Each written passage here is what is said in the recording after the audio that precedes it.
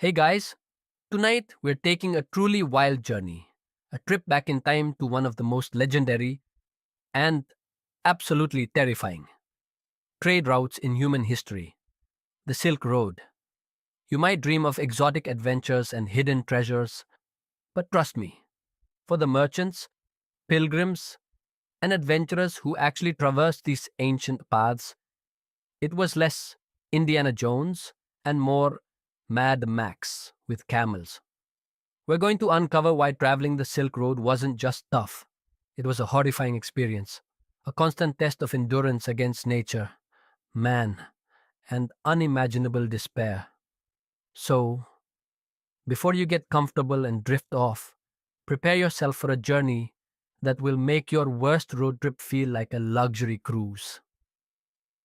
If you're genuinely enjoying what I do here, consider taking a moment to like the video and subscribe, but only if you genuinely enjoy what I do here. And as you settle in for tonight's journey, feel free to drop a comment with where you're listening from and what time it is for you. Now, dim the lights, maybe turn on a fan for that soft background hum, and let's ease into tonight's journey together. Imagine yourself standing at the edge of the known world, perhaps in a bustling market in Chang'an, China, or the vibrant trading hub of Samarkand. Before you stretches a path that promises unimaginable riches, silks, spices, jewels, and knowledge. This is the beginning of your journey on the Silk Road. Promise and peril. You hear whispered tales of fortunes made, but also chilling warnings of those who never returned. The allure of immense profit, of bringing exotic goods from the east to the eager markets of the west, or vice versa, is a powerful draw. You've probably seen the beautiful maps, dotted with ancient cities, imagining a serene caravan gliding across gentle landscapes. Let's gently erase that picture because the reality was anything but serene. From the very first step, you were immediately confronted by the immense distances involved. This wasn't a weekend drive from your hometown to the next state over. A full journey across the main arteries of the Silk Road could span over 4,000 miles, crossing entire continents. A single trip, from end to end, could take months, even years, depending on the route, the weather, and the inevitable delays. Imagine embarking on a journey where you won't see your home, your family, or any familiar face for what feels like an eternity. Your sense of time would warp, stretched thin by endless horizons and the monotonous rhythm of camel hooves. It's like committing to walk from New York City to Los Angeles, except a good portion of that walk is through scorching desert or frozen mountains, and a lot of people are trying to rob you along the way. The immediate dangers began not far from the city gates. While the promise of trade was real, so was the omnipresent threat of bandits, outlaws, opportunists, and desperate individuals lurked in the shadows of every major trade route, eager to ambush vulnerable caravans. You would have to travel in large groups, hiring armed guards, often veterans who knew the terrain and the common ambush points. These weren't just random street thugs, these were organized gangs, sometimes entire tribes, who saw passing caravans as their primary source of income. The moment you stepped out of a fortified city, you were essentially in enemy territory, always on high alert. The sheer logistical nightmare of preparing for such a journey was a peril in itself. You couldn't just pack a backpack and hit the road. You needed to acquire a caravan of sturdy camels, the ships of the desert, each capable of carrying hundreds of pounds of goods. You needed experienced handlers for these camels, guides who knew the desolate paths, and enough provisions for months, not just for yourself, but for your entire crew and your animals. This meant sourcing massive quantities of water, dried food, fodder for the camels, repair tools, and even spare parts for your wagons if you were using them. Any miscalculation in supplies could mean starvation or death by thirst in the middle of nowhere. Imagine planning a year-long expedition through hostile territory, and if you forget to pack enough extra tires, your entire mission is doomed. Then there was the unpredictable nature of alliances and local rulers. The Silk Road wasn't a single, unified highway. It was a sprawling network of routes, passing through countless kingdoms, tribal lands, and independent cities. Each region had its own rules, its own taxes, and its own local strongmen who demanded tribute. What was safe passage one week could become a deadly trap the next if a local chieftain decided to shake down your caravan, or if political winds shifted. You constantly had to navigate a complex web of diplomacy, bribery, and intimidation, trying to ensure safe passage without losing too much of your valuable cargo to tolls or protection fees. It's like trying to drive across Europe back in the day, but every 50 miles, you hit a new country with different laws and someone demanding cash just to let you pass. The linguistic barriers and cultural misunderstandings were another subtle, yet constant, peril. As you traveled from China to Central Asia, Persia, and eventually the Mediterranean, you encountered dozens of different languages, dialects, and customs. Trust was hard won and easily lost. A simple misunderstanding could escalate into a violent confrontation, costing you your goods, your freedom, or even your life. You relied heavily on translators, but how could you truly trust them in a world where everyone was looking out for themselves? Imagine trying to negotiate a complex business deal in a dozen different languages, with your life on the line, and knowing that one wrong word could mean you end up in a dungeon. Even the weather was an adversary of epic proportions. The Silk Road traversed some of the most extreme environments on Earth. In one section, you might face scorching desert heat with temperatures well over 100 degrees Fahrenheit, and in another, you could be battling blizzards and sub-zero temperatures in mountain passes. There were no accurate weather forecasts, no instant shelters.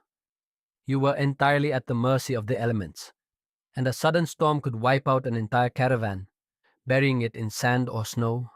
It's like having to endure every single extreme weather condition possible, all within a few months, and your only shelter is a thin canvas tent. The sheer physical toll of the journey was immense. You were constantly moving, often walking alongside your camels for miles each day. The food was monotonous, often stale or spoiled. Sleep was fitful, always with one eye open for threats. Your body would ache constantly. Your skin would crack from the sun and wind, and your immune system would be constantly battling new pathogens.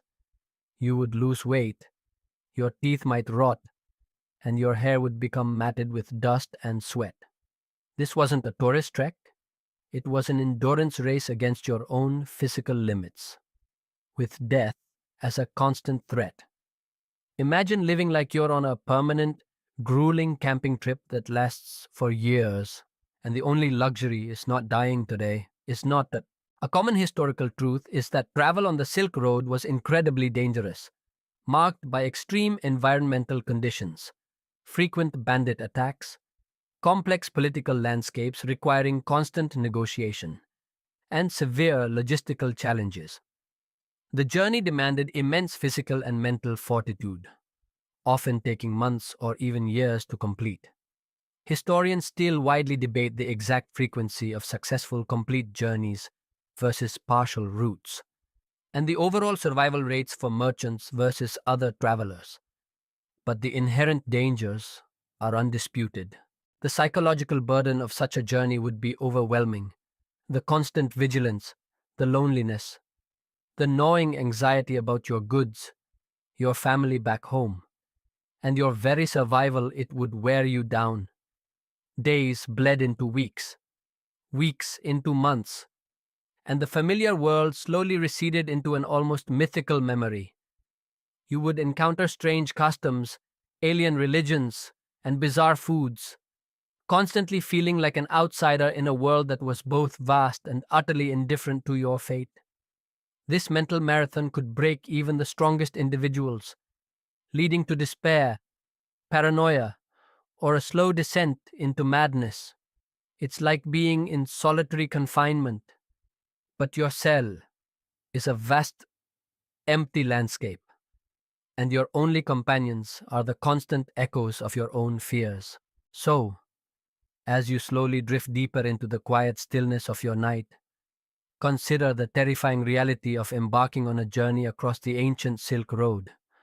Your ancestor, if they dared to make such a trip, faced immense distances, constant bandit threats, brutal logistical challenges, and a relentless assault from the environment. It's a powerful reminder that while we romanticize the adventure of the past, the true cost of connecting the ancient world was paid in unimaginable hardship and danger, leaving us truly grateful for the safety, speed, and comfort of modern travel. Far from the perilous promises of the Silk Road, let's gently return to that harrowing Silk Road journey, where the initial steps promised riches but delivered immediate peril.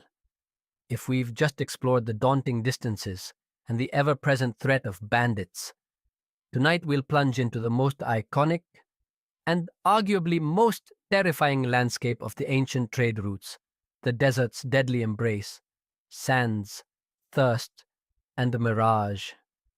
You might enjoy a sunny beach day, but for your Silk Road ancestor, the desert was a vast, unforgiving killer, where every grain of sand held a threat, and every drop of water was a matter of life or death. Imagine yourself, now, deep within the heart of the Gobi Desert or the vast Taklamakan. The endless stretch of sand and rock under a relentless sun seems to go on forever, mocking your progress. This isn't the romanticized desert of movies. This is a raw, brutal environment designed to break the strongest will and claim the most prepared. The air shimmers with heat, distorting the horizon, playing tricks on your eyes. This is the desert's deadly embrace, and it will challenge every fiber of your being. It's like being trapped on a giant, unshaded frying pan, where the only thing hotter than the air is your ever increasing desperation for a cold drink. The most immediate and terrifying threat was, of course, thirst. Water was life, and the desert offered very little of it. Caravans had to carry enormous quantities of water in skins or ceramic jars, constantly calculating every sip. Misjudging your water supply, a leaking vessel, or an unexpected delay could mean a slow, agonizing death by dehydration. The human body can only go so long without water, and in the scorching heat of the desert, that time shrinks dramatically. Your throat would parch, your lips crack, and a desperate animalistic need for water would consume your every thought, eclipsing all other concerns. Imagine waking up every day, knowing that if you miscalculate your water consumption by even a small amount, you might not live to see the next sunset. That's a kind of stress modern life rarely delivers. The sands themselves were another formidable enemy. These weren't just flat, picturesque dunes. You'd encounter vast, shifting seas of sand that could swallow entire caravans. Sandstorms or burns could rise with terrifying speed, reducing visibility to zero, filling your lungs with grit, and potentially burying you and your animals alive. Even without a storm, the constant, fine dust would get into everything: your eyes, your clothes, your food, slowly grinding away at your comfort and your health. It's like living inside a giant, perpetually malfunctioning vacuum cleaner that's also trying to bury you. Then, there was the chilling phenomenon of the singing sands. In certain desert regions, the movement of sand dunes, particularly after a long, dry period, could produce strange, eerie humming or booming sounds. These were often attributed to desert spirits or demons, adding a layer of supernatural dread to the already terrifying physical challenges. While we now understand it's a natural acoustic phenomenon, imagine hearing disembodied moans and whispers echoing across the desolate dunes at night. When your mind is already frayed from exhaustion and fear, it would certainly make you question your sanity. A common historical truth is that the vast deserts along the Silk Road, such as the Gobi and Taklamakan, presented extreme dangers primarily due to the scarcity of water, intense heat, and unpredictable sandstorms. Dehydration was a constant threat, and navigation was challenging due to shifting sands and limited landmarks. Historians still widely debate the precise impact of climate fluctuations on specific routes and the frequency of entire caravan losses due to environmental factors. But the inherent lethality of these desert crossings is undisputed, a fascinating, yet rarely discussed detail is the deceptive nature of the mirage. In the vast, featureless expanse of the desert, the extreme heat refraction could create convincing illusions of water, lush oases, or even distant cities. For a traveler teetering on the brink of dehydration, these false promises would be both tantalizing and soul-crushingly cruel. To chase a mirage, only to find nothing but more burning sand, could break even the most resilient spirit, leading to further exhaustion and despair. Imagine seeing what looks like a beautiful lake, perfect for resting, shimmering just ahead, only to realize it's a cruel trick of the light, playing on your most desperate need. It's not just physical pain, it's psychological torture. Navigating these immense, featureless expanses was another monumental challenge. There were no marked roads, no GPS. You relied on ancient, often vague, maps. The guidance of experienced caravan leaders who held generations of knowledge in their heads, and the stars at night. Losing your way in the desert was a death sentence, as you'd quickly exhaust your precious water and supplies, wandering aimlessly until collapse. The vastness of the landscape was oppressive, dwarfing any human endeavor, constantly reminding you of your insignificance in its merciless expanse. It's like trying to find your way across the entire state of Texas using only a blurry, hand-drawn sketch and a compass.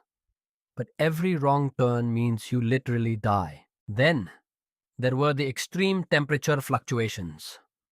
While the days were scorching, the desert nights could drop to freezing temperatures, especially at higher altitudes.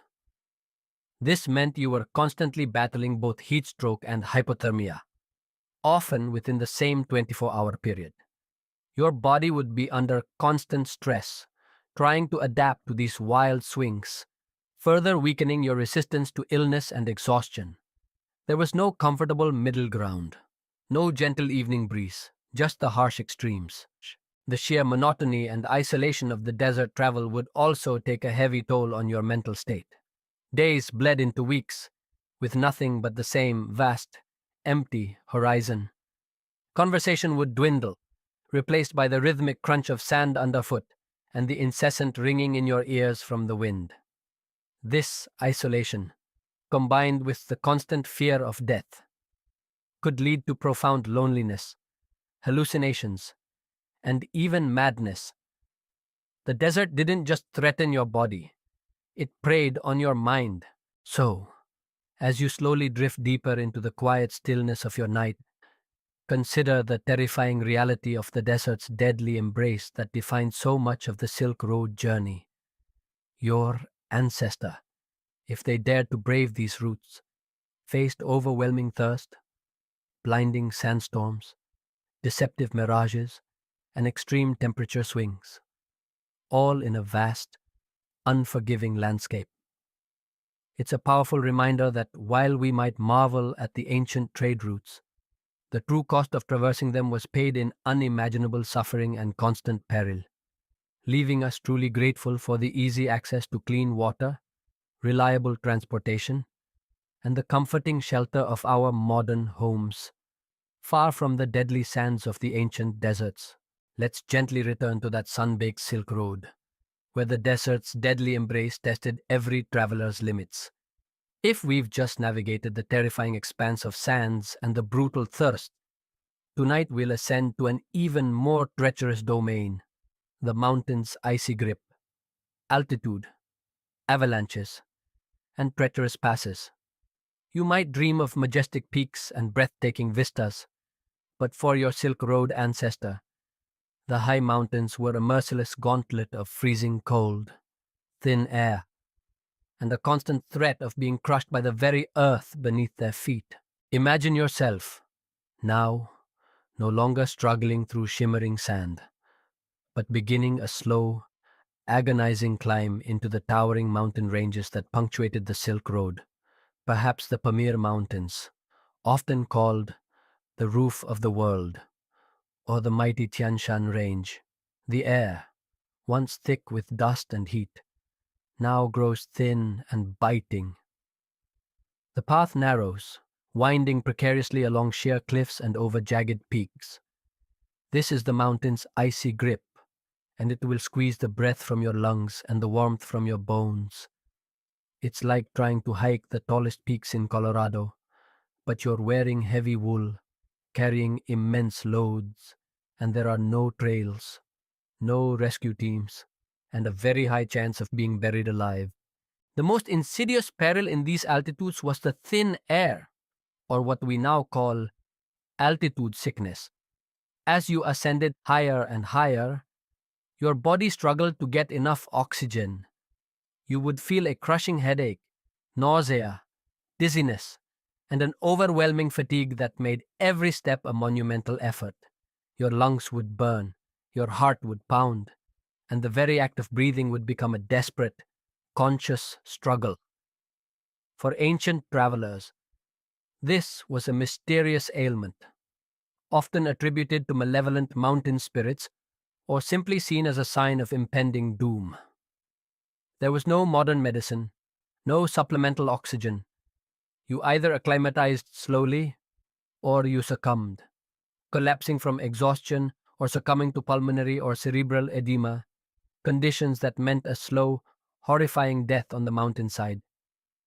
Imagine trying to run a marathon while breathing through a straw, and then realizing your life depends on keeping that pace for days on end. It's a terrifying, invisible enemy. Then there was the omnipresent danger of avalanches. The high mountain passes were often covered in deep snow, even in summer, and the slightest tremor, a sudden warm spell, or even the sound of your own voice could trigger a cascade of snow and ice. These weren't gentle snowslides, they were roaring, unstoppable forces that could bury an entire caravan in an instant, leaving no trace. You would travel in terrified silence through these passes, your ears straining for any ominous crack or rumble, knowing that death could come rushing down the mountainside at any moment, utterly inescapable. It's like constantly walking through a snow-covered minefield, where the only thing that sets off the explosives is the environment itself, and you can't see where the mines are. The treacherous passes themselves were a test of sheer nerve and physical endurance. Paths were often nothing more than narrow goat trails, winding along dizzying precipices with sheer drops of thousands of feet. One wrong step, one stumble by a camel, or a sudden gust of wind could send you plummeting to your death. There were no safety rails, no modern engineering to stabilize the roads. These were raw, untouched mountains, demanding absolute focus and perfect footing with every single step. Traveling these paths in the dark or during a sudden blizzard would have been an unimaginable nightmare. Relying entirely on the instinct of your animals and the decades of experience held by your guides. A common historical truth is that the high mountain passes of the Silk Road, particularly the Pamir and Tian Shan ranges, presented extreme dangers from high-altitude sickness, severe cold, and the constant threat of avalanches and rockfalls. These passages were often narrow, treacherous trails, making travel incredibly slow and perilous. Historians still widely debate the precise number of caravans lost to mountain disasters versus other perils. and the extent to which local guides develop specific acclimatization techniques beyond simple slow ascent are fascinating, yet rarely discussed. Detail is the haunting silence and the terrifying sounds of the mountains. Unlike the desert, which often had the ceaseless whisper of wind, the high mountains could be eerily silent, a vast, oppressive quiet broken only by the crunch of your footsteps or the strained breathing of your animals. But this silence could be suddenly shattered by the thunderous roar of an avalanche, the terrifying crack of shifting ice, or the distant shriek of a predatory animal. These sudden, overwhelming noises, combined with the extreme cold and isolation, could drive even the strongest minds to the brink of despair. Imagine walking for days in absolute silence, and then, suddenly the entire world erupts around you in a deafening, terrifying roar of collapsing snow. It's a sensory assault that few could truly prepare for. The extreme cold was another relentless adversary. At high altitudes, temperatures could plummet to well below freezing, even during the day. Nights were brutally cold, threatening hypothermia and frostbite. Your meager clothing, often made of rough wool or animal hides, offered little protection against the biting winds and relentless chill. Sleeping would be a constant battle against the cold, trying to huddle close to your animals or fellow travelers for warmth, knowing that if you drifted into too deep a sleep, you might not wake up. Your fingers and toes would ache with a deep, bone-chilling cold, threatening to go numb and eventually turn black. It's like living in a giant freezer that's also tilted at a dangerous angle, and every step is a risk. Then there were the rockfalls. Beyond avalanches, unstable slopes and erosion meant that rocks, from small stones to massive boulders, could come tumbling down the mountainside without warning, crushing anything in their path. These unpredictable events added another layer of terrifying randomness to an already perilous journey, making every narrow path a potential death trap. You were literally walking under the constant threat of the mountain collapsing on you.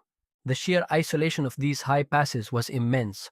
Unlike the more populated oases, these remote mountain regions were often desolate, devoid of human settlement for days or even weeks.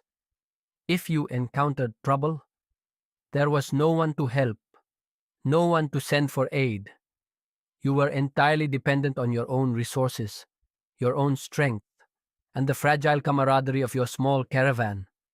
This profound isolation amplified every fear, every ache, every pang of hunger, making the mountains feel like a living, breathing entity determined to claim your life. So, as you slowly drift deeper into the quiet stillness of your night, consider the terrifying reality of the mountain's icy grip that defined so much of the Silk Road journey. Your ancestor, if they dared to brave these routes, faced crushing altitude sickness, roaring avalanches, treacherous narrow passes, and a relentless, bone-chilling cold.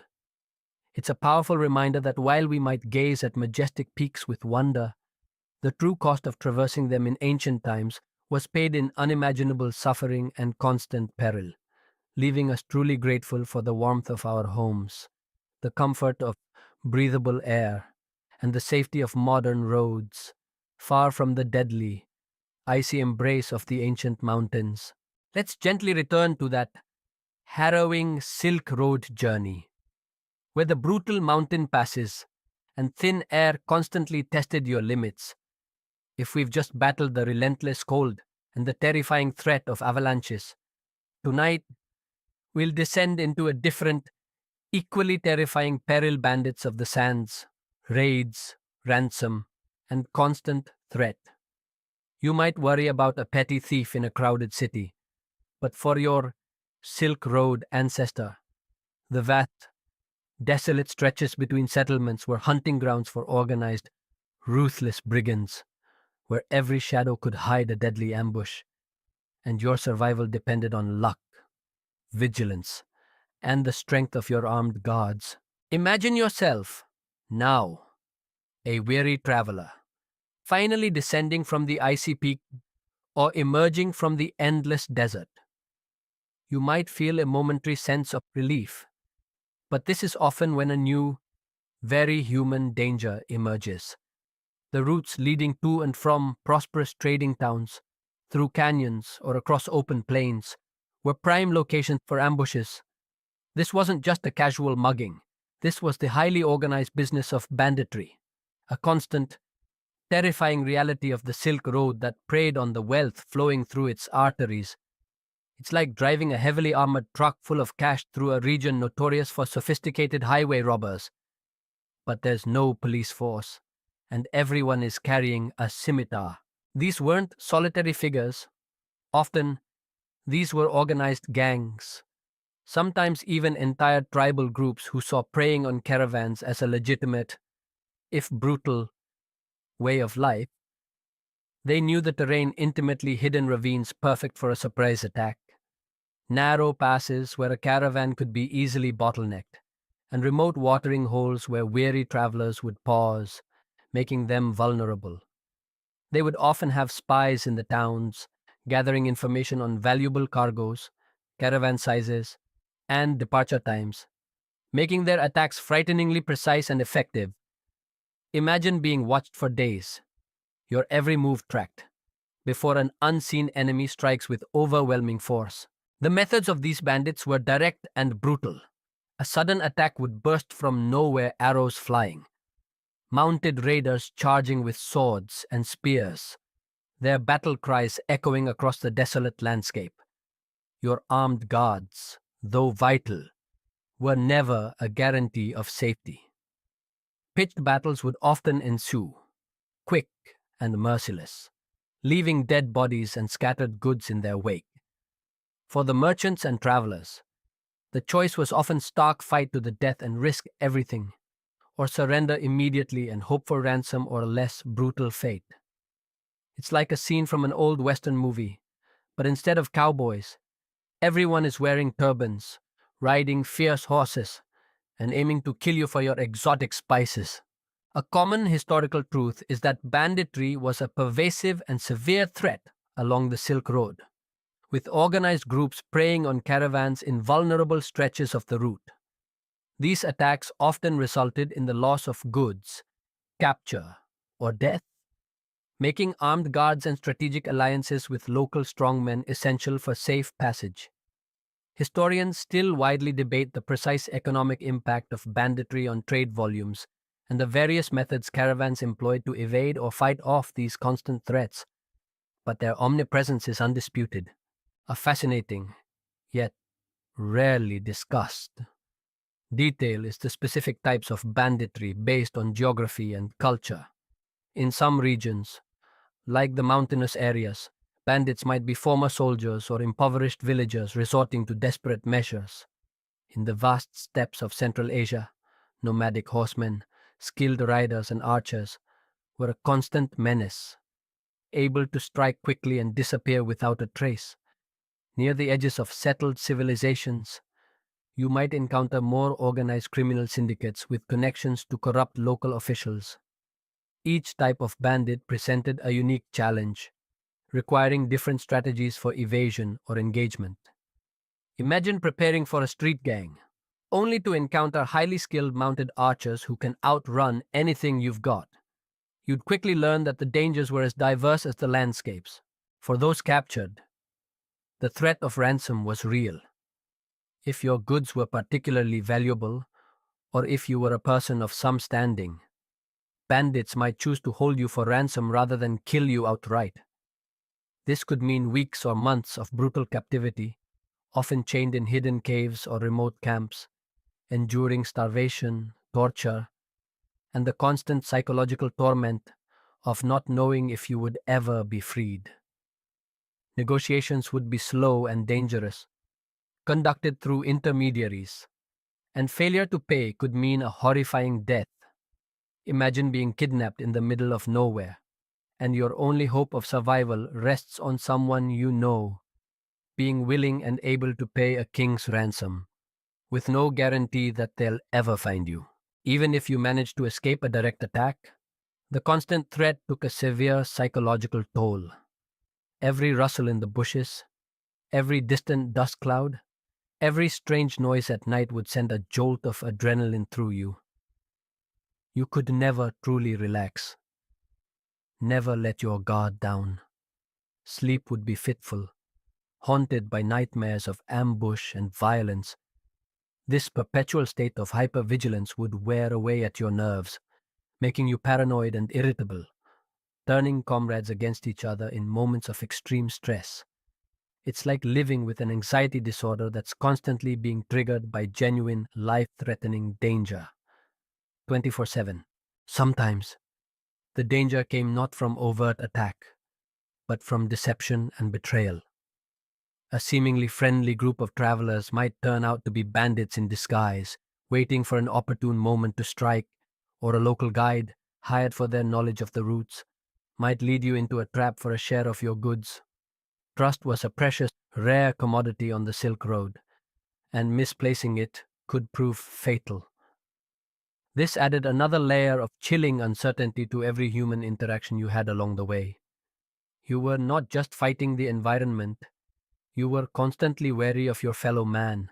The consequences of a successful bandit raid were catastrophic. Not only would you lose your valuable cargo, which represented your entire investment and livelihood, but you could lose your life or be left stranded in the middle of a desolate landscape, far from any help, with no food, no water, and no hope. The economic impact was immense, with banditry driving up prices and discouraging all but the most desperate or ambitious merchants. So, as you slowly drift deeper into the quiet stillness of your night, consider the terrifying reality of the bandits of the sands that stalked the ancient Silk Road. Your ancestor, if they dared to travel these routes, faced organized raids, the chilling threat of ransom, and a constant, pervasive danger from human predators. It's a powerful reminder that while we might romanticize the adventurous spirit of ancient travelers, the true cost of their journeys was often paid in violence, fear, and shattered lives, leaving us truly grateful for the safety and security of modern roads, and the peace of mind that comes from knowing you're far from the merciless reach of ancient brigands. Let's gently return to that perilous Silk Road journey, where human threats lurked as menacingly as the natural ones. If we've just survived the terrifying ambushes and the chilling threat of ransom, tonight we'll face an invisible, insidious enemy that claimed more lives than any bandit or blizzard disease and decay, plagues, parasites, and primitive medicine.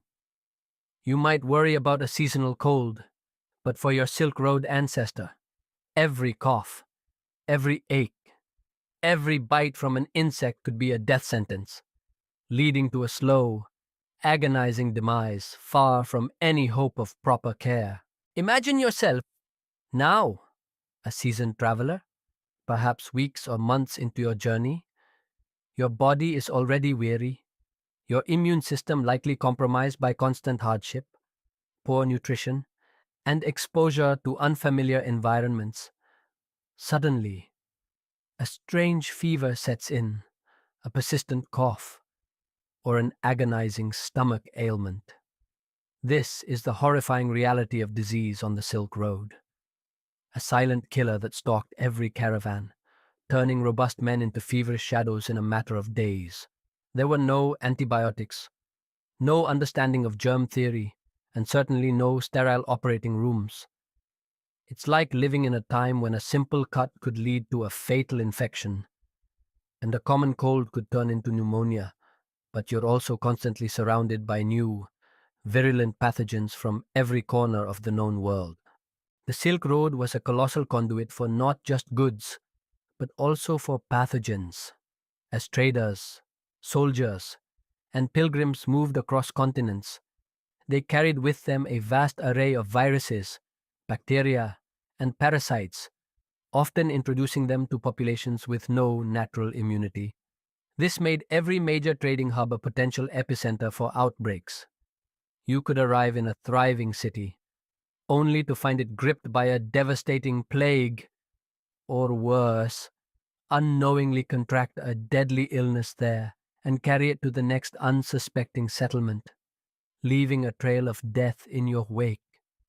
It's like a biological highway, where the cargo isn't just silk and spices, but also a terrifying collection of microscopic killers. Perhaps the most infamous example of disease spread along the Silk Road is the Black Death, the bubonic plague, which devastated Europe in the 14th century. While its exact origin point is debated, it's widely believed that the plague traveled westward from Central Asia along these very trade routes, carried by fleas on rats that hitched rides on caravans. Imagine being part of a journey that, unbeknownst to you, is inadvertently unleashing one of the deadliest pandemics in human history. It's a sobering thought that the very act of commerce could unleash such unimaginable horror. A common historical truth is that the Silk Road was a significant pathway for the spread of diseases, including devastating plagues like the Black Death, which moved along trade routes from east to west. Travelers constantly faced health risks from unfamiliar pathogens, unsanitary conditions, and lack of medical knowledge. Historians still widely debate the precise origins of many historical epidemics and the exact mechanisms of their spread along specific Silk Road arteries. But the critical role of these networks in disease transmission is well established. A fascinating, yet rarely discussed, detail is the omnipresence of parasites. Beyond the dramatic outbreaks of plague, travelers constantly battled an unseen army of intestinal parasites, skin infections, and insect-borne diseases. Contaminated water sources, unsanitary food preparation, and close living conditions facilitated the spread of worms, dysentery, and various forms of typhus. You'd be constantly scratching, suffering from chronic stomach cramps, and experiencing a general malaise that slowly sapped your strength and made you even more vulnerable to other ailments.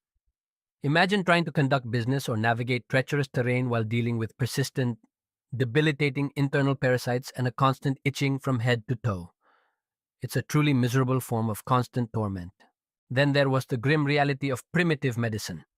If you fell ill or suffered an injury, your options were severely limited.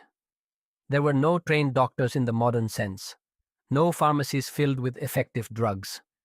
You relied on local healers with rudimentary knowledge, often based on superstition or folk remedies that were ineffective at best and actively harmful at worst. A severe fever might be treated with bloodletting. A broken bone might be set incorrectly, leading to lifelong disability and infections. Even from a small cut, could quickly turn gangrenous, leading to amputation or death. Imagine breaking your leg in the middle of nowhere, and your only hope is someone applying a poultice of herbs and chanting while you endure agonizing pain. It makes you deeply appreciate modern emergency rooms and pain medication. The unsanitary conditions were a breeding ground for every imaginable ailment. Caravans, by their very nature, were mobile communities. Waste disposal was rudimentary. Personal hygiene was often impossible given water scarcity, and animals lived in close proximity to humans. Sleeping on dusty ground, drinking from questionable water sources, and eating food that had been stored for weeks in varying temperatures meant you were constantly exposing yourself to bacteria and viruses. It's like living in a perpetual germ experiment, and you're the unwitting test subject. The sheer isolation of many parts of the Silk Road meant that if you did fall gravely ill, there was often no help, no refuge, and no way to get back home. Your companions might leave you behind to spare the rest of the caravan, or you might be forced to abandon a sick animal or even a human being. The desert or mountains would become your final resting place, your grave unmarked, your passing unmourned by anyone but your immediate, desperate companions. This adds a chilling layer to the risk. You're not just risking getting sick, you're risking a lonely, unceremonious death, far from everything you know. The cumulative effect of these invisible threats was immense. Disease was a constant companion, a silent menace that often outranked bandits or environmental dangers in terms of lives claimed. It was a lottery of survival, where your immune system was your only true defense. And every passing caravan brought with it the potential for a new, devastating plague.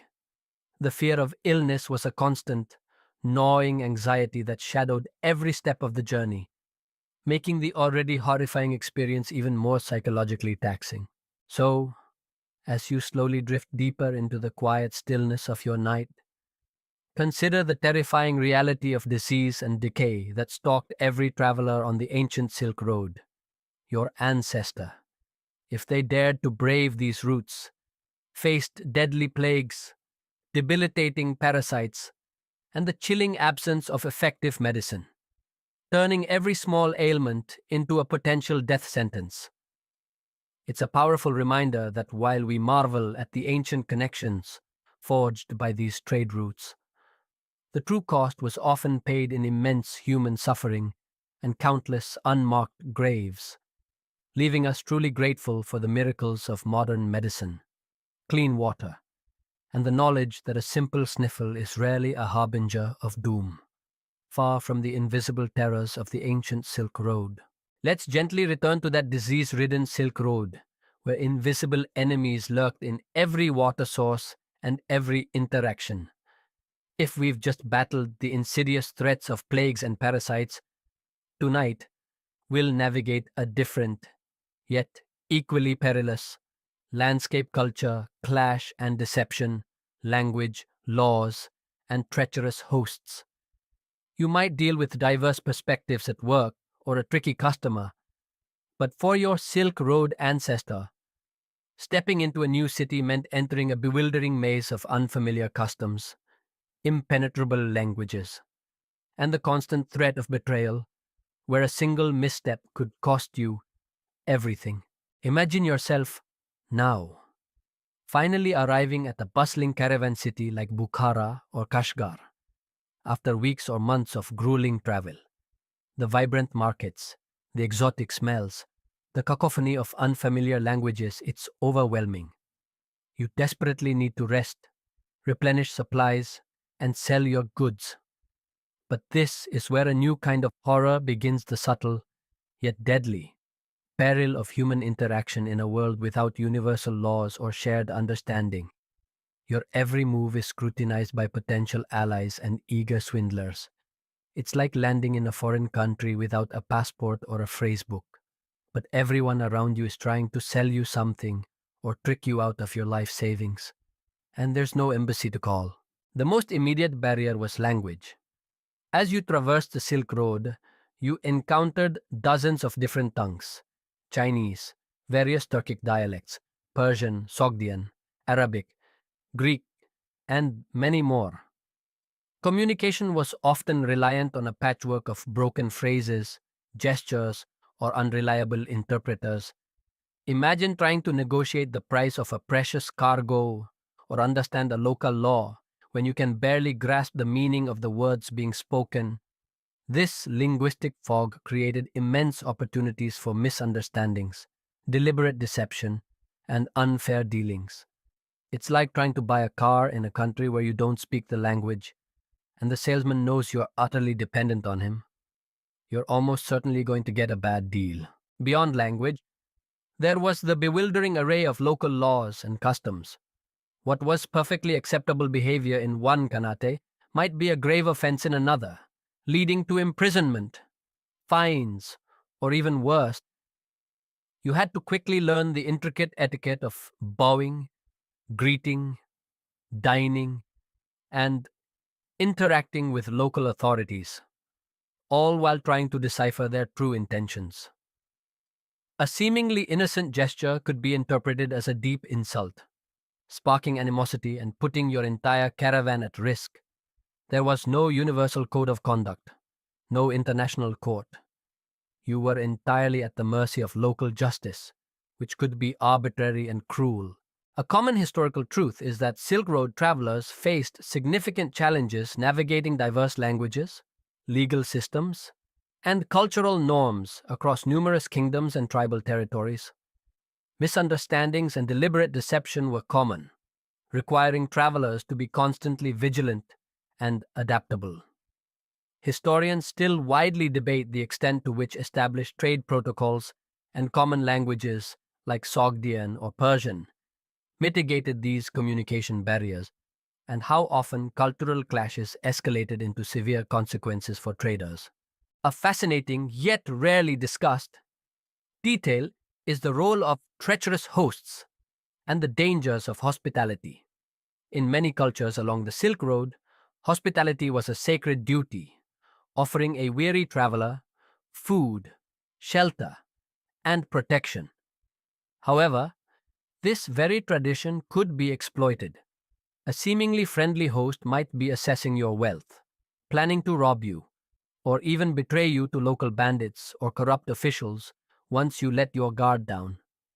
You had to constantly weigh the need for rest and sustenance against the risk of walking into a trap disguised as kindness.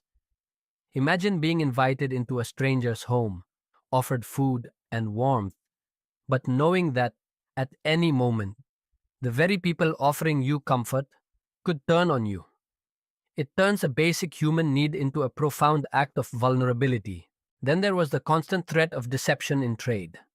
Counterfeit goods, inflated prices, short measures, and rigged scales were rampant. Merchants would try to pass off cheap imitations as genuine articles, or demand exorbitant prices for essential supplies like water and fodder, knowing you had no other choice. Your shrewdness and ability to spot a swindler were just as important as your physical strength. Every transaction was a gamble, and a single bad deal could wipe out your profits or leave you stranded without vital provisions.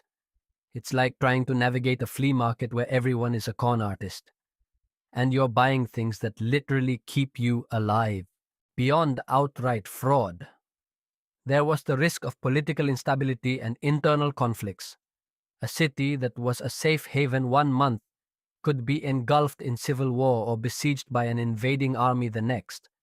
Local power struggles, shifts in tribal loyalties, or the whims of a new warlord could turn a bustling market into a battlefield overnight, trapping you and your goods in the crossfire. You had to constantly gather intelligence, relying on rumors and whispers to predict safe routes and secure trading posts, a task made infinitely harder by language barriers and deliberate misinformation. It's like planning a vacation to a seemingly peaceful country, only to find yourself in the middle of an unexpected military coup, and your only goal becomes simply surviving. The lack of consistent enforcement of justice also left travelers incredibly vulnerable.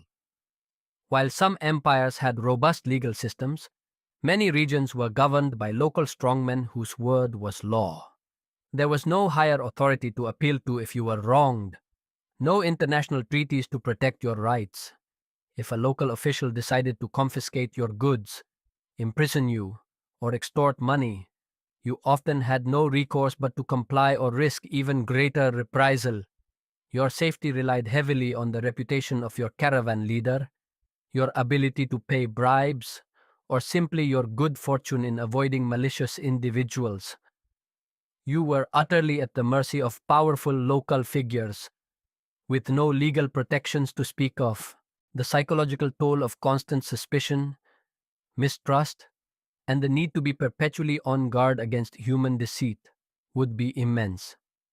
You couldn't afford to relax, even in what seemed like a safe haven. Every smile could hide an ulterior motive, every invitation a trap. This created a profound sense of isolation, even when surrounded by people, as true connection and trust were luxuries few could afford. So, as you slowly drift deeper into the quiet stillness of your night, consider the terrifying reality of culture clash and deception that plagued travelers on the ancient Silk Road. Your ancestor, if they dared to brave these routes, faced bewildering language barriers, unpredictable local laws, treacherous hosts, and constant swindling, turning every human interaction into a potential minefield. It's a powerful reminder that while we marvel at the ancient exchange of goods and ideas, the true cost was often paid in confusion, betrayal, and the constant fear of human malice, leaving us truly grateful for universal laws, reliable communication, and the relative safety of modern global travel. Far from the deceptive shadows of the ancient Silk Road, let's gently return to that treacherous Silk Road, where cultural misunderstandings and human deception posed as great a threat as any natural disaster.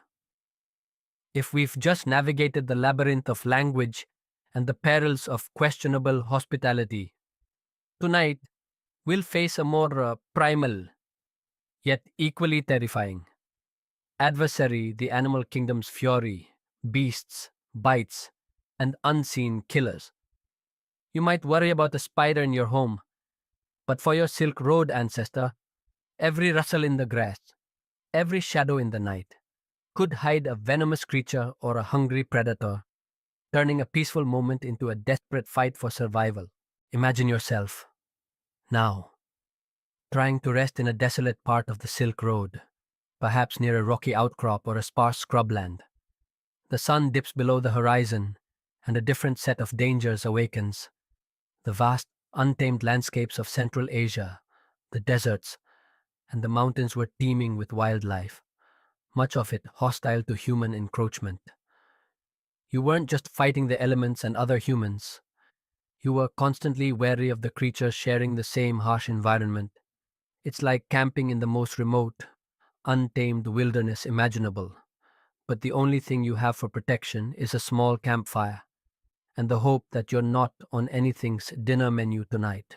The most common and often unseen threat came from venomous creatures. Scorpions, with their painful stings, lurked under rocks and in crevices, ready to strike an unwary hand or foot. Their venom, while rarely fatal to a healthy adult, could cause excruciating pain, fever, and debilitating swelling, leaving a traveler incapacitated and vulnerable in the middle of nowhere. Then there were the snakes, from the highly venomous vipers of the desert to the more elusive mountain species. A snake bite, without access to antivenom, was often a death sentence, leading to agonizing pain, tissue necrosis, and eventual organ failure. Imagine trying to set up camp at dusk, and every time you reach for a piece of wood, you have to worry about a hidden scorpion or a coiled snake. It certainly takes the joy out of collecting firewood. The threat from larger predators was also very real, particularly in the more remote mountain and steppe regions. Wolves, accustomed to preying on livestock, would not hesitate to attack a vulnerable caravan, especially if their usual food sources were scarce. Bears, particularly the brown bears of the Asian mountains, were a dangerous presence, especially if you stumbled upon a mother with cubs, and in some areas, the elusive, powerful snow leopard posed a threat to animals and even humans. Your camels, though sturdy, were still prey, and their loss could cripple your ability to continue the journey. It's like pitching your tent in a national park, but instead of worrying about a mischievous raccoon, you're genuinely concerned about a pack of wolves trying to drag off your only means of transport. A common historical truth is that travelers on the Silk Road faced constant dangers from venomous creatures like scorpions and snakes, as well as predatory animals like wolves and bears, especially in unpopulated areas. Bites and attacks often led to incapacitation or death due to the lack of effective medical treatment. Historians still widely debate the frequency of animal attacks versus other perils, and how much the presence of guard dogs or experienced animal handlers mitigated these threats for large caravans. A fascinating, yet rarely discussed at detail, is the specific dangers posed by insects, beyond just annoyance. While mosquitoes and flies were a constant nuisance, potentially spreading diseases like malaria and dysentery, there were also more insidious threats. Ticks, carrying various forms of spotted fever or other bacterial infections, could go unnoticed until symptoms appeared. Sandflies, tiny and almost invisible, could transmit diseases like leishmaniasis, causing disfiguring skin sores or even deadly visceral infections. The constant biting and itching, combined with the risk of severe illness, added another layer of persistent misery to the journey.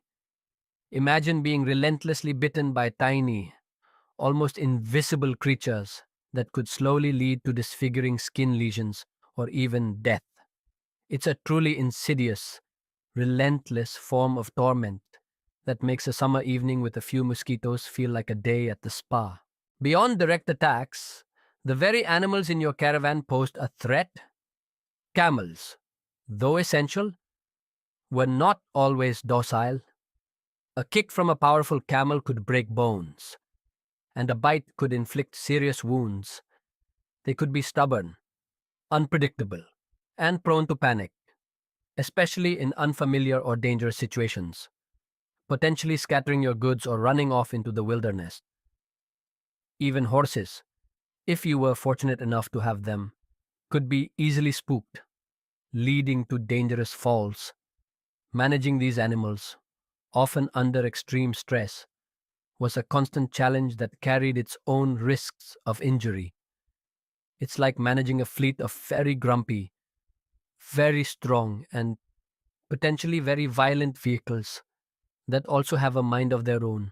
Then there were the diseases carried by animals that could jump to humans, known as zoonotic diseases.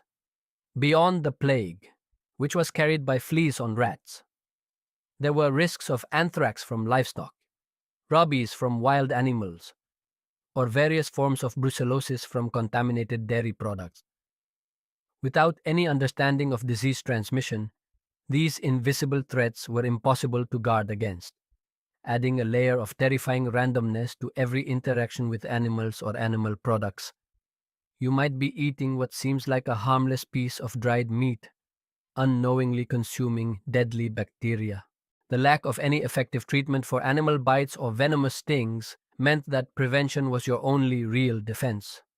This involved constantly checking your sleeping area for scorpions, shaking out your boots before putting them on, and maintaining a constant vigilance for any sign of a predator.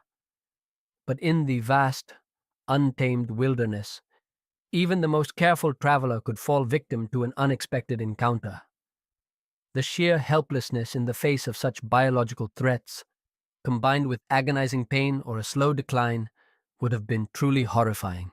The mental toll of constantly being on guard against creatures, both seen and unseen, would be profound. You couldn't trust the ground you walked on, the rocks you rested against, or the shadows that flickered in your peripheral vision. This pervasive fear of the unknown, of a sudden bite or a silent attack in the dead of night, would add another heavy layer of anxiety to an already terrifying journey. So, as you slowly drift deeper into the quiet stillness of your night, consider the terrifying reality of the animal kingdom's fury that stalked every traveler on the ancient Silk Road. Your ancestor, if they dared to brave these routes, faced venomous bites, predatory attacks, and insidious insect-borne diseases, turning every moment in the wilderness into a potential fight for survival.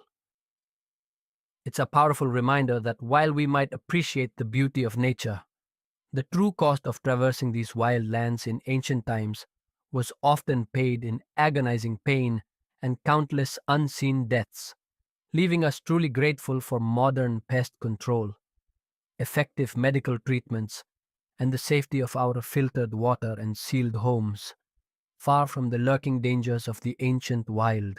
Let's gently return to that wild and dangerous Silk Road, where the fury of the animal kingdom was a constant, primal threat. If we've just dodged venomous bites and hungry predators, tonight we'll face a more mundane, yet equally agonizing, set of perils: food and filth, scarcity, spoilage, and questionable cuisine. You might debate what to order for dinner, but for your Silk Road ancestor, every meal was a gamble against starvation, dysentery, or a truly unappetizing concoction, where the line between sustenance and sickness was constantly blurred. Imagine yourself, now, weeks into a leg of your journey, Far from any established settlement, your carefully packed provisions are dwindling, and what remains is likely stale, dried, or starting to show signs of spoilage. The tantalizing thought of a fresh meal is a distant dream. This is the grim reality of food on the Silk Road, a constant battle against scarcity, the threat of spoilage, and the sheer unpleasantness of questionable cuisine.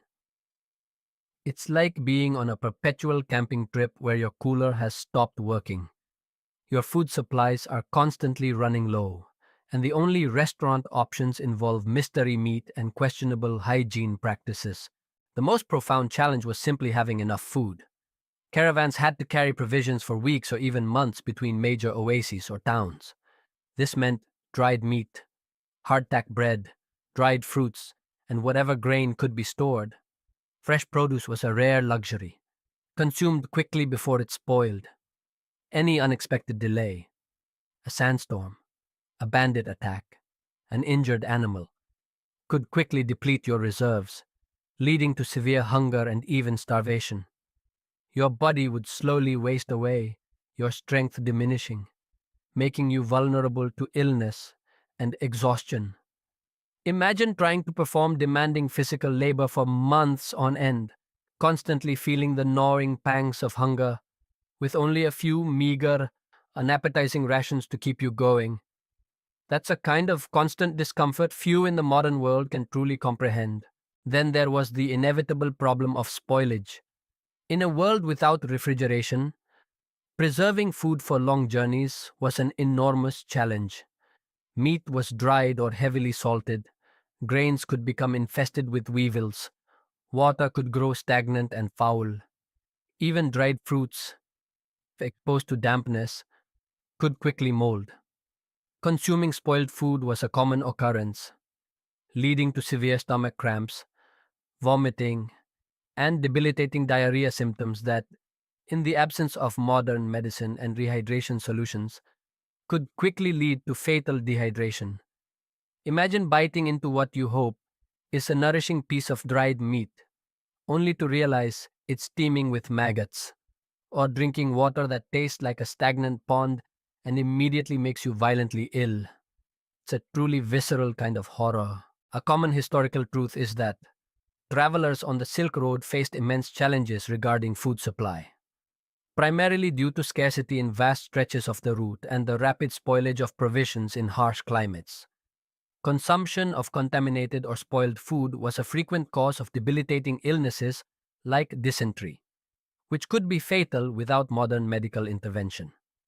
Historians still widely debate the precise preservation techniques employed for various foodstuffs and the caloric intake of typical Silk Road travelers, but the constant struggle for safe and sufficient sustenance is undisputed.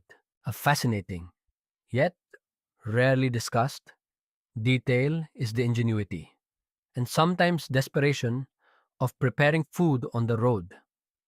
Travelers would often rely on portable cooking methods, sometimes using animal dung for fuel in treeless areas. The cuisine was often dictated by what little could be found or traded tough, sinewy dried meats, flatbreads cooked over an open fire, and whatever roots or wild plants could be identified as edible. Imagine trying to make a nutritious meal out of limited, questionable ingredients, often in a hurry, in windy, dusty, or freezing conditions. The experience would be less about gourmet dining and more about sheer caloric intake for survival. It makes you realize how much we take for granted the simple luxury of a hot, safe, and delicious meal. The questionable water sources were another constant culinary danger. Rivers could be contaminated by upstream settlements or animal waste. Oasis wells might be shallow and stagnant. You couldn't just turn on a tap. Travelers would often try to boil water, if fuel was available, or rely on stagnant pools, accepting the risk of waterborne diseases. The thirst might be overwhelming, but every sip was a gamble. Imagine being parched, your throat aching, and your only option is a murky greenish pool that you know is likely filled with invisible killers. The internal debate between immediate relief and potential deadly sickness would be a profound psychological battle.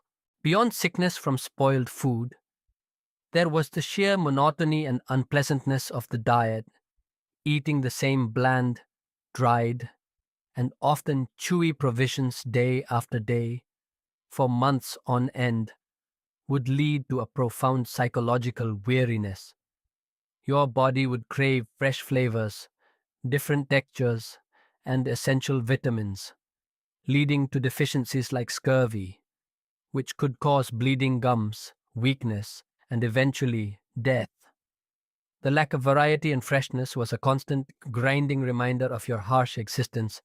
It's like being on the world's longest, most unappetizing diet, where the only prize is continued, miserable existence. The reliance on local provisions in towns or oases also came with its own risks. While fresh food was a welcome change, you had no guarantee of its safety. Local markets might sell adulterated goods or food prepared in highly unsanitary conditions. Diseases could be spread through contaminated food handlers or cross contamination. Every purchase was a leap of faith, and an unfamiliar dish could conceal anything from harmless, unpalatable ingredients to deadly toxins. You were constantly navigating a culinary minefield. The psychological toll of this constant battle for sustenance, combined with the fear of illness from every bite and sip, would be immense. Food, normally a source of comfort and pleasure, became a source of anxiety and potential danger. The simple act of eating was transformed into a desperate ritual of survival, stripping away one of life's most basic joys and replacing it with dread. So, as you slowly drift deeper into the quiet stillness of your night, consider the terrifying reality of food and filth that plagued every traveler on the ancient Silk Road. Your ancestor, if they dared to brave these routes, faced constant scarcity, rapid spoilage, and the chilling threat of debilitating illness from every questionable meal and sip of water. It's a powerful reminder that while we might marvel at the ancient exchange of goods and ideas, the true cost was often paid in persistent hunger, agonizing sickness, and the profound discomfort of a life without culinary comfort, leaving us truly grateful for the abundance of fresh, safe food, the miracle of refrigeration, and the simple joy of a truly delicious meal, far from the grim culinary gambles of the ancient Silk Road. Let's gently return to that arduous Silk Road journey, where the very act of eating and drinking was fraught with peril. If we've just navigated the challenges of scarcity and spoilage, tonight we'll delve into an equally insidious, yet often overlooked, adversary mental marathon: isolation, madness, and the weight of distance. You might feel a little stir-crazy after a long flight, but for your Silk Road ancestor, the endless stretches of desolate landscape, the constant vigilance, and the profound separation from everything familiar could erode the very fabric of their sanity, leaving them adrift in a sea of despair. Imagine yourself, now, weeks or even months into a particularly long leg of the journey, perhaps through the vast emptiness of the Central Asian steppes or the endless, silent deserts. The physical hardships are constant, but an even deeper struggle begins to unfold within your own mind. The sheer scale of the journey, the monotonous landscape, and the profound absence of familiar faces and comforts combine to create a mental marathon that few could truly prepare for. It's like being in solitary confinement, but your cell is the entire horizon, and your only company is the unyielding wind and the echoes of your own deteriorating thoughts. The most profound psychological challenge was isolation. Even if you traveled in a caravan, the vast distances between settlements meant days, sometimes weeks, without seeing anyone outside your immediate group. Conversation would dwindle, repetitive thoughts would cycle through your mind, and the absence of new stimuli could become incredibly oppressive. Letters from home, if they existed, would take months or years to arrive, offering little solace. This deep, pervasive loneliness could be soul crushing, leading to a profound sense of detachment from the world you once knew. Imagine feeling utterly alone, even surrounded by people, as the sheer emptiness of the world around you emphasizes your insignificance. It's a feeling that can truly break a person. Then there was the constant, nagging threat of madness, the extreme stress, sleep deprivation, poor nutrition, and the relentless, monotonous environment could all contribute to a breakdown of mental faculties. Hallucinations, often brought on by dehydration or exhaustion, were a common peril of the desert, twisting reality into terrifying mirages or whispers from unseen entities. Paranoia, fueled by the constant threat of bandits and deception, could turn trusted companions into suspicious figures. For ancient travelers, such mental deterioration might be attributed to evil spirits or divine curses, further deepening the terror. It's like living in a psychological thriller that never ends, where the main character slowly loses their grip on reality, and that character is you. A common historical truth is that long distance travel on the Silk Road imposed severe psychological strain on travelers, leading to profound feelings of isolation, loneliness, and, in some cases, mental breakdowns or hallucinations due to stress and deprivation. The vast, monotonous landscapes and the absence of familiar comforts contributed significantly to this mental toll. Historians still widely debate the prevalence and specific forms of psychological distress experienced by Silk Road travelers, and how much communal support within caravans mitigated these effects. A fascinating, yet rarely discussed, detail is the unique concept of desert melancholy. Ancient accounts sometimes refer to a specific form of despair or madness that afflicted travelers in the vast, empty deserts. A profound sadness and mental disorientation brought on by the immense scale and desolation of the landscape. It wasn't just physical exhaustion, it was a deep psychological weariness that permeated the soul, making every step feel utterly meaningless. This desert melancholy could sap your will to continue, leaving you vulnerable to the elements or simply giving up hope. Imagine feeling a profound, inexplicable sadness wash over you, knowing that your only companions are the endless, indifferent sands, and there is no escape. It's a chilling form of internal torture.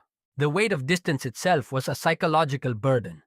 Knowing that you were thousands of miles from home, with no quick way back, could be incredibly daunting. Every setback, every broken wheel, every sick animal felt amplified by the sheer expanse that lay between you and safety.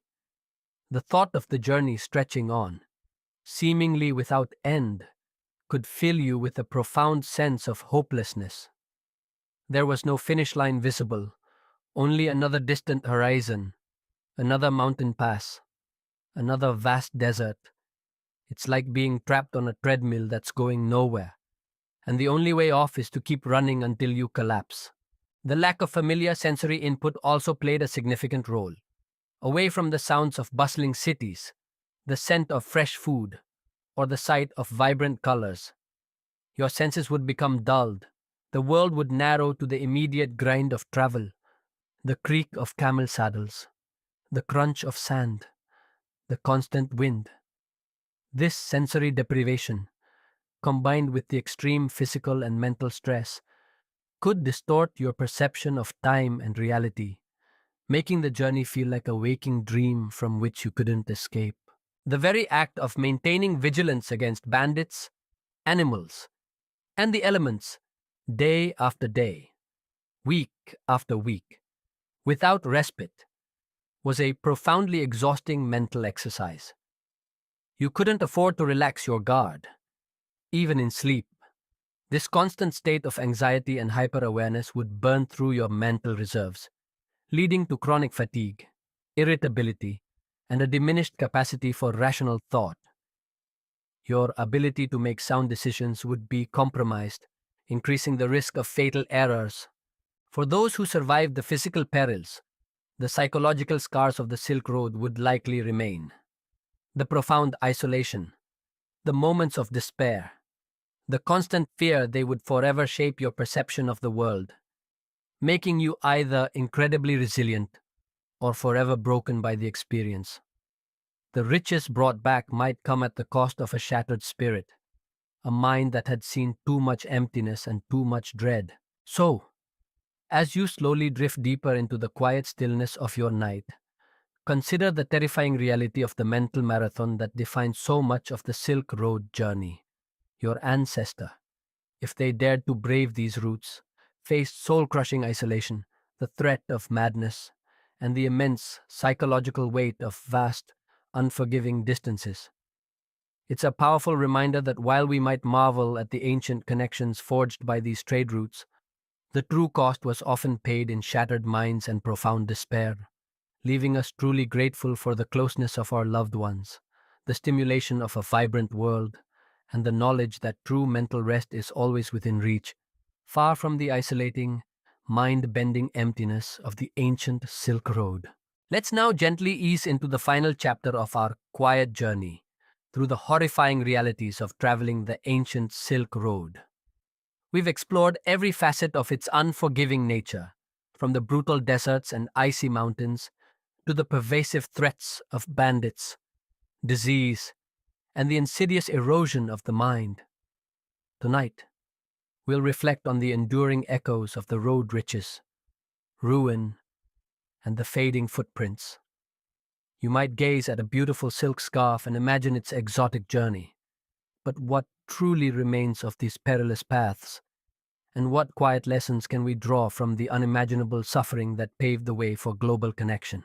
Imagine yourself now, looking back from our modern, interconnected world at the distant, almost mythical arteries of the Silk Road. Its very name still conjures images of adventure, exotic goods, and the bridging of continents. This powerful romanticized image is the most obvious legacy, the allure of riches and the groundbreaking connection of East and West. For centuries, the Silk Road facilitated the flow of not just silk and spices, but also ideas, technologies, religions, and art. It was a primary engine of early globalization, shaping civilizations across vast distances. It's like how we marvel at the internet today, connecting the entire world. But the Silk Road was the ancient, infinitely more dangerous precursor to that global network.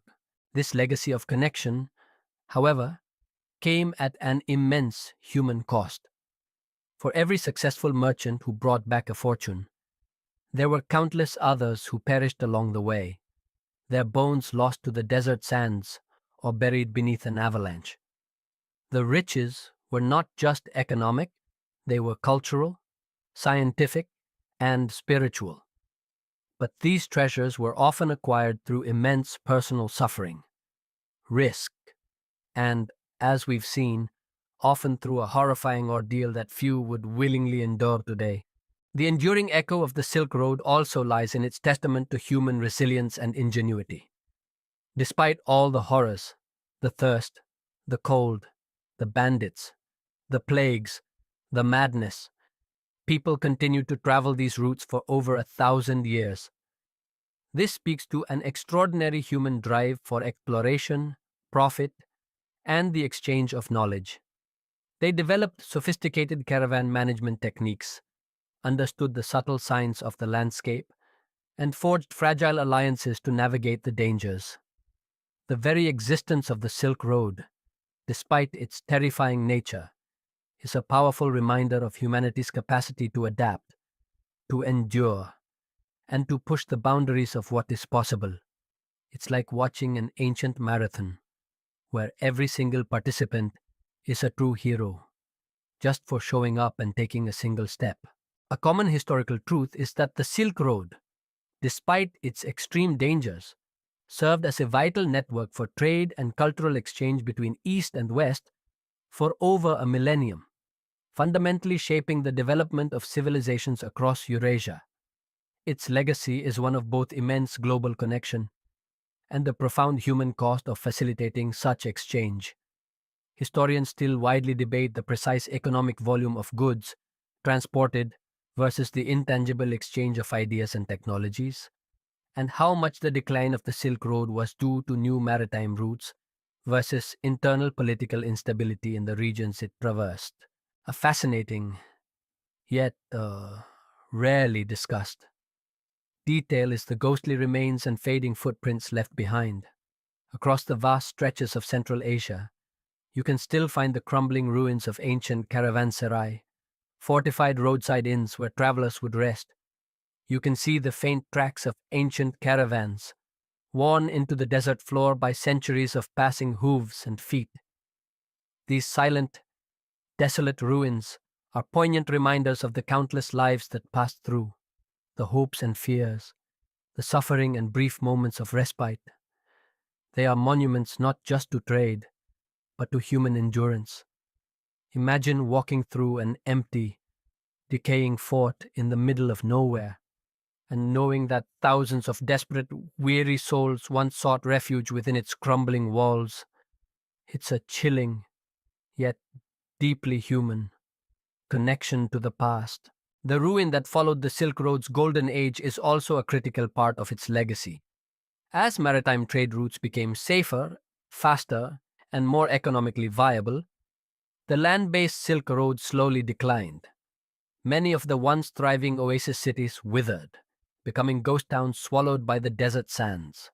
Empires shifted, political stability waned, and the very dangers that had always existed became even more pronounced without the steady flow of commerce to support security. The grand enterprise that had connected the world eventually faded, leaving behind only echoes of its former glory and the silent stories of its forgotten travelers. It's like a once bustling highway that's been abandoned, with the old diners and gas stations slowly decaying, whispering tales of a bygone era. So, as the turbulent waters of the ancient Silk Road calm, and the distant echoes of its horrifying journeys fade into the quiet hum of your room, let your thoughts settle. Allow the intricate details of their desperate existence, their brutal challenges, and their enduring yet complex legacy to drift softly from your mind. There's no rush, nowhere to be, but here, in this peaceful moment. The Silk Road, with all its contradictions, its incredible connection forged through unimaginable suffering, its promise of riches overshadowed by pervasive fear, its legendary status built on countless unmarked graves, reminds us of a raw, untamed past. Its story is a profound tapestry of human ambition and desperation, a distant echo of a time when connecting the world meant pushing the boundaries of human endurance to their absolute breaking point, and where the line between survival and horror was often blurred. Just relax and let sleep softly claim you, knowing that the turbulent waters of the past have calmed, leaving you in the comforting quiet of the present, where the only adventure you need now is the one waiting for you in your dreams.